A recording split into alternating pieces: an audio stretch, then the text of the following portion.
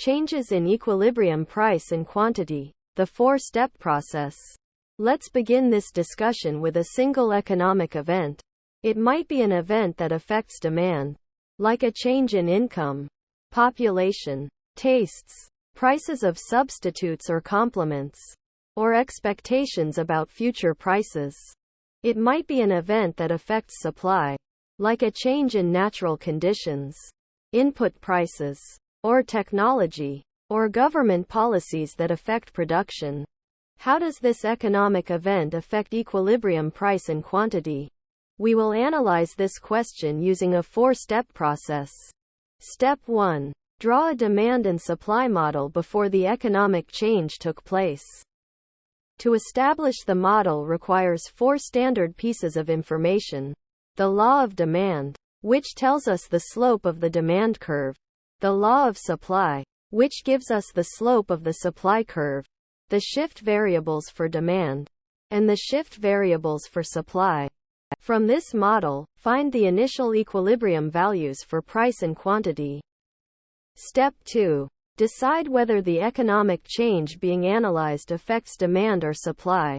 In other words, does the event refer to something in the list of demand factors or supply factors?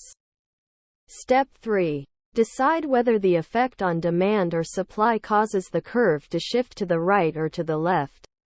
And sketch the new demand or supply curve on the diagram. In other words, does the event increase or decrease the amount consumers want to buy or producers want to sell? Step 4. Identify the new equilibrium and then compare the original equilibrium price and quantity to the new equilibrium price and quantity. Let's consider one example that involves a shift in supply and one that involves a shift in demand. Then we will consider an example where both supply and demand shift. Good weather for salmon fishing. In the summer of 2000, weather conditions were excellent for commercial salmon fishing off the California coast. Heavy rains meant higher than normal levels of water in the rivers, which helps the salmon to breed. Slightly cooler ocean temperatures stimulated the growth of plankton, the microscopic organisms at the bottom of the ocean food chain, providing everything in the ocean with a hearty food supply. The ocean stayed calm during fishing season, so commercial fishing operations did not lose many days to bad weather. How did these climate conditions affect the quantity and price of salmon?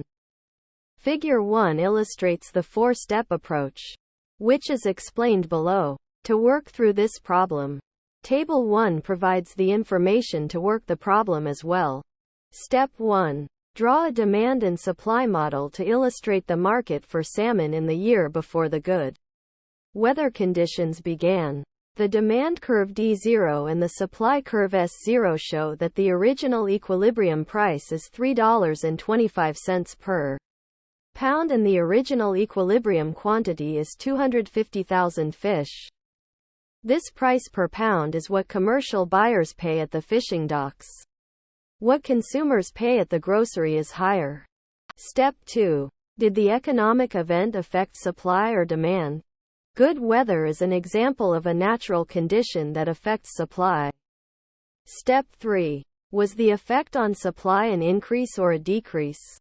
Good weather is a change in natural conditions that increases the quantity supplied at any given price. The supply curve shifts to the right, moving from the original supply curve S0 to the new supply curve S1, which is shown in both the table and the figure. Step 4. Compare the new equilibrium price and quantity to the original equilibrium. At the new equilibrium E1, the equilibrium price falls from $3.25 to $2.50. But the equilibrium quantity increases from 250,000 to 550,000 salmon. Notice that the equilibrium quantity demanded increased, even though the demand curve did not move. In short, good weather conditions increased supply of the California commercial salmon. The result was a higher equilibrium quantity of salmon bought and sold in the market at a lower price. Newspapers and the Internet. According to the Pew Research Center for People and the Presses, More and more people, especially younger people, are getting their news from online and digital sources. The majority of U.S. adults now own smartphones or tablets, and most of those Americans say they use them in part to get the news. From 2004 to 2012, the share of Americans who reported getting their news from digital sources increased from 24% to 39%. How has this affected consumption of print news media and radio and television news? Figure 2 in the text below illustrates using the 4-step analysis to answer this question. Step 1. Develop a demand and supply model to think about what the market looked like before the event. The demand curve D0 and the supply curve S0 show the original relationships. In this case, the analysis is performed without specific numbers on the price and quantity axis. Step 2. Did the change described affect supply or demand? A change in tastes from traditional news sources, print, radio, and television, to digital sources, caused a change in demand for the former. Step 3. Was the effect on demand positive or negative? A shift to digital news sources will tend to mean a lower quantity demanded of traditional news sources at every given price, causing the demand curve for print and other traditional news sources to shift to the left. From D0 to D1. Step 4. Compare the new equilibrium price and quantity to the original equilibrium price. The new equilibrium, E1, occurs at a lower quantity and a lower price than the original equilibrium, E0. The decline in print news reading predates 2004. Print newspaper circulation peaked in 1973 and has declined since then due to competition from television and radio news. In 1991, 55% of Americans indicated they got their news from print sources, while only 29% did so in 2012. Radio news has followed a similar path in recent decades, with the share of Americans getting their news from radio declining from 54% in 1991 to 33% in 2012. Television news has held its own over the last 15 years, with a market share staying in the mid to upper 50s. What does this suggest for the future? Given that 2/3 of Americans under 30 years old say they do not get their news from television at all? The interconnections and speed of adjustment in real markets. In the real world, many factors that affect demand and supply can change all at once. For example, the demand for cars might increase because of rising incomes and population, and it might decrease because of rising gasoline prices, a complementary good. Likewise, the supply of cars might increase because of innovative new technologies that reduce the cost of car production, and it might decrease as a result of new government regulations requiring the installation of costly pollution control technology. Moreover, rising incomes and population or changes in gasoline prices will affect many markets, not just cars. How can an economist sort out all these interconnected events? The answer lies in the ceteris paribus assumption. Look at how each economic event affects each market, one event at a time, holding all else constant. Then combine the analyses to see the net effect. A combined example. The U.S. Postal Service is facing difficult challenges. Compensation for postal workers tends to increase most years due to cost of living increases. At the same time, more and more people are using email, text, and other digital message forms such as Facebook and Twitter to communicate with friends and others. What does this suggest about the continued viability of the Postal Service? Figure 3 in the text below illustrates using the 4-step analysis to answer this question. Since this problem involves two disturbances, we need two 4-step analyses. The first to analyze the effects of higher compensation for postal workers. The second to analyze the effects of many people switching from snail mail to email and other Digital messages. Figure 3a shows the shift in supply discussed in the following steps. Step 1. Draw a demand and supply model to illustrate what the market for the U.S. Postal Service looked like before this scenario starts. The demand curve D0 and the supply curve S0 show the original relationships. Step 2. Did the change described affect supply or demand? Labor compensation is a cost of production. A change in production costs caused a change in supply for the Postal Service. Step 3. Was the effect on supply positive or negative? Higher labor compensation leads to a lower quantity supplied of postal services at every given price, causing the supply curve for postal services to shift to the left from S0 to S1. Step 4. Compare the new equilibrium price and quantity to the original equilibrium price. The new equilibrium, E1, occurs at a lower quantity and a higher price than the original equilibrium, E0. Figure 3b shows the shift in demand discussed in the following steps. Step 1. Draw a demand and supply model to illustrate what the market for U.S. Postal Services looked like before this scenario starts. The demand curve D0 and the supply curve S0 show the original relationships. Note that this diagram is independent from the diagram in panel A. Step 2. Did the change described affect supply or demand? A change in tastes away from snail mail toward digital messages will cause a change in demand for the Postal Service. Step 3. Was the effect on supply positive or negative?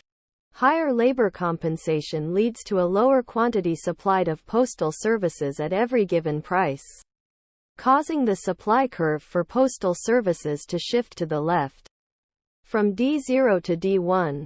Step 4. Compare the new equilibrium price and quantity to the original equilibrium price.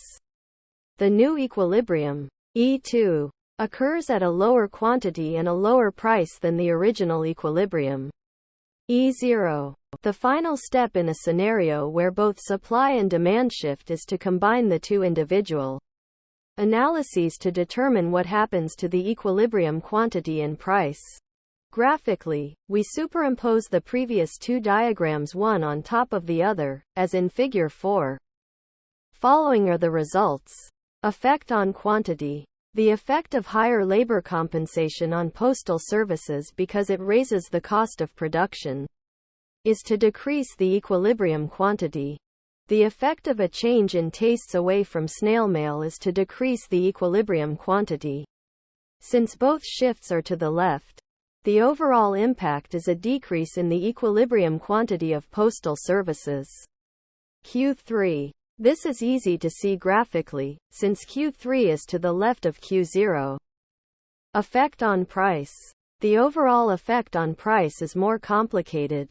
The effect of higher labor compensation on postal services, because it raises the cost of production, is to increase the equilibrium price.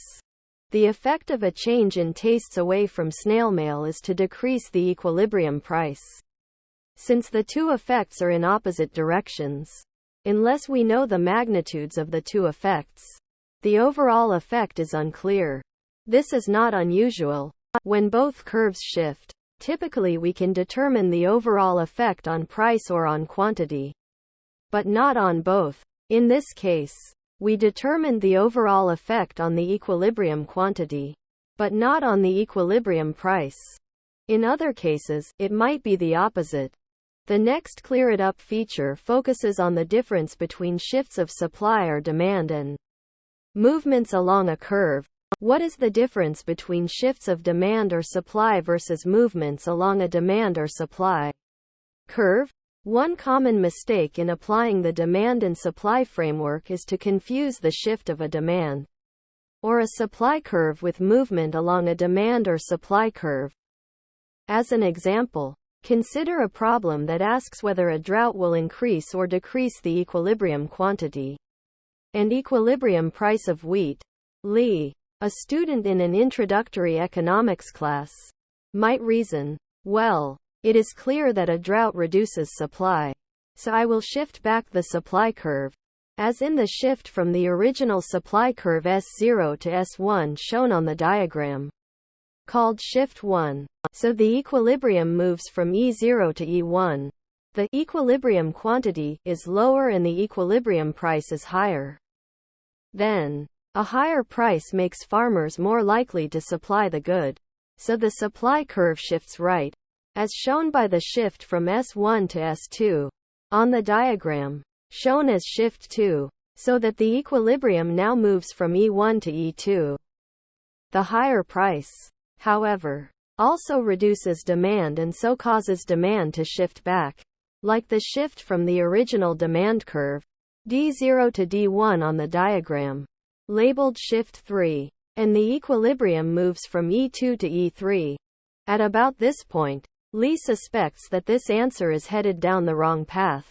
Think about what might be wrong with Lee's logic, and then read the answer that follows. Answer. Lee's first step is correct. That is, a drought shifts back the supply curve of wheat and leads to a prediction of a lower equilibrium quantity and a higher equilibrium price. This corresponds to a movement along the original demand curve, D0, from E0 to E1. The rest of Lee's argument is wrong, because it mixes up shifts in supply with quantity supplied, and shifts in demand with quantity demanded. A higher or lower price never shifts the supply curve, as suggested by the shift in supply from S1 to S2. Instead, a price change leads to a movement along a given supply curve. Similarly, a higher or lower price never shifts a demand curve, as suggested in the shift from D0 to D1. Instead, a price change leads to a movement along a given demand curve. Remember, a change in the price of a good never causes the demand or supply curve for that good to shift. Think carefully about the timeline of events. What happens first? What happens next? What is cause? What is effect? If you keep the order right, you are more likely to get the analysis correct. In the four-step analysis of how economic events affect equilibrium price and quantity, the movement from the old to the new equilibrium seems immediate.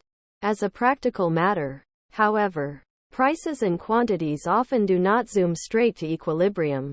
More realistically, when an economic event causes demand or supply to shift, prices and quantities set off in the general direction of equilibrium. Indeed, even as they are moving toward one new equilibrium, prices are often then pushed by another change in demand or supply toward another equilibrium. Key concepts and summary. When using the supply and demand framework to think about how an event will affect the equilibrium, price and quantity, proceed through 4 steps. 1. Sketch a supply and demand diagram to think about what the market looked like before the event. 2. Decide whether the event will affect supply or demand. 3. Decide whether the effect on supply or demand is negative or positive, and draw the appropriate shifted supply or demand curve. 4. Compare the new equilibrium price and quantity to the original ones. Thank you for watching BookTube channel. Make sure to smash the like and subscribe buttons to receive notifications about new contents.